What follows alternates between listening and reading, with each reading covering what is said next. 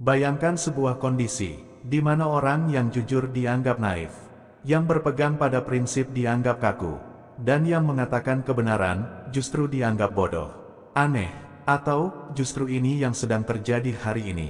Di banyak tempat, standar benar dan salah mulai terasa terbalik. Yang jujur sering kalah oleh yang licik. Yang lurus dianggap tidak realistis.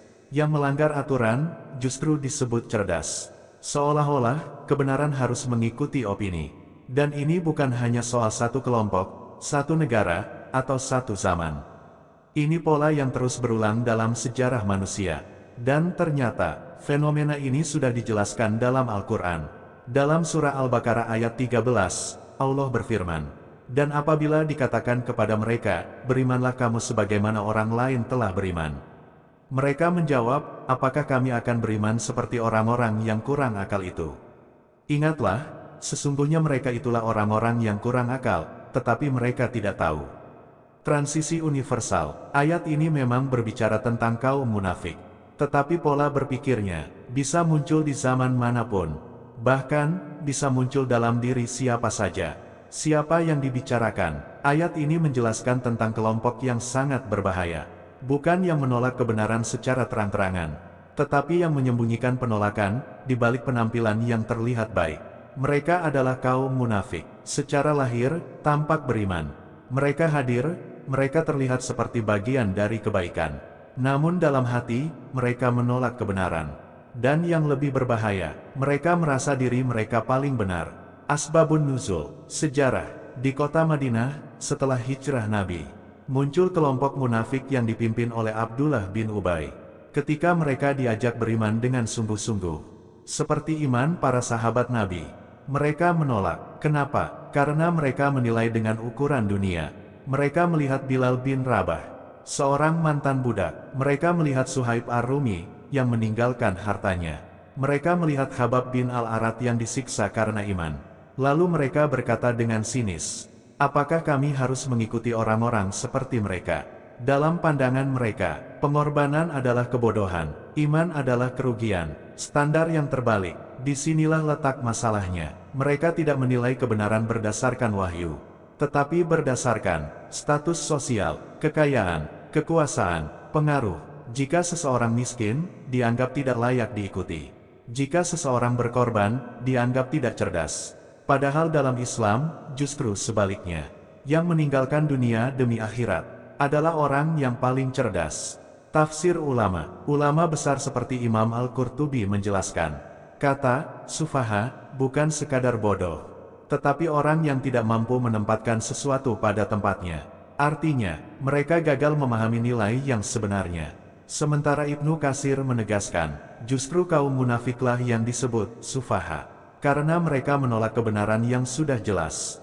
Mereka tahu, tapi menolak. Mereka paham, tapi sombong. Akar masalah, kesombongan. Inilah akar dari semuanya, kesombongan.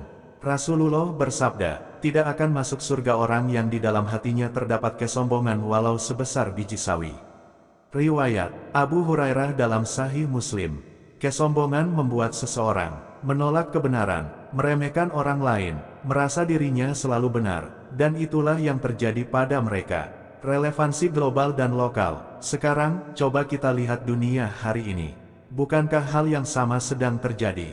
Orang jujur dianggap tidak pintar, yang menjaga nilai dianggap ketinggalan, ketaatan dianggap berlebihan, dakwah dianggap mengganggu kebebasan, dan sebaliknya, yang curang dianggap cerdas, yang licik dianggap pintar, yang melanggar aturan dianggap kreatif. Standar benar dan salah menjadi kabur. Ini bukan hanya tentang agama, tetapi tentang bagaimana manusia melihat kebenaran. Ketika opini menggantikan kebenaran, masalah terbesar zaman ini adalah ketika manusia menjadikan opini sebagai standar. Padahal dalam Islam, Allah sudah memberikan ukuran yang jelas. Al-Quran dan Sunnah. Ketika itu ditinggalkan, yang terjadi adalah kebenaran terasa asing, kebatilan terasa normal, dosa dianggap biasa, ketaatan dianggap berlebihan. Inilah yang disebut para ulama sebagai terbaliknya fitrah manusia. Mengapa mereka tidak sadar? Allah menutup ayat ini dengan kalimat, tetapi mereka tidak tahu, bukan karena tidak pintar, tetapi karena tidak sadar. karena hati mereka tertutup, dan semakin lama menolak kebenaran, semakin sulit untuk kembali. Refleksi untuk kita, ayat ini bukan hanya tentang mereka, tapi juga tentang kita, karena bisa jadi, tanpa sadar kita memiliki sifat yang sama. Saat kita meremehkan orang yang lebih taat, merasa diri paling benar, menolak nasihat karena ego, mengikuti kebenaran hanya saat sesuai keinginan, maka kita sedang berjalan di jalan yang sama. Apa yang harus kita lakukan? Pertama, rendahkan hati di hadapan kebenaran.